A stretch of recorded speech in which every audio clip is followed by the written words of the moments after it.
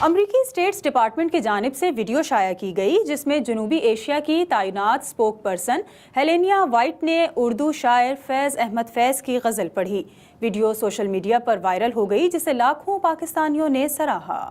تیری آواز کے سائے، تیری ہونٹوں کے سرار، دشت تنہائی میں دوری ہے خاص و خاک تلے کھیل رہی ہے، تیری پھیلو کے سمن اور گلاب اٹھ رہی ہے، کہیں قربت سے تیری سانس کی آنچ۔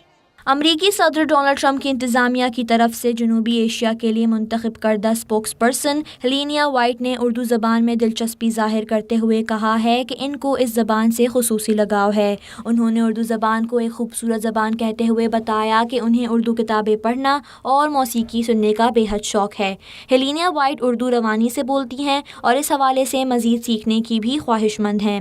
حال ہی میں US اسٹیٹ ڈپارٹمنٹ کی جانب سے جاری کردہ ڈیو میں ہیلینیا وائٹ کو اردو کے مایہ ناز شاعر فیض احمد فیض کی غزل دشت تنہائی میں اے جان جہاں لرزاں ہیں کو پڑھتے ہوئے دیکھا گیا۔ اس ویڈیو کو پاکستان میں موجود امریکی قونصلیٹ نے اپنے سوشل میڈیا فارم پر شائع کیا، جس کو پاکستان میں موجود لاکھوں افراد نے خوب سراہا۔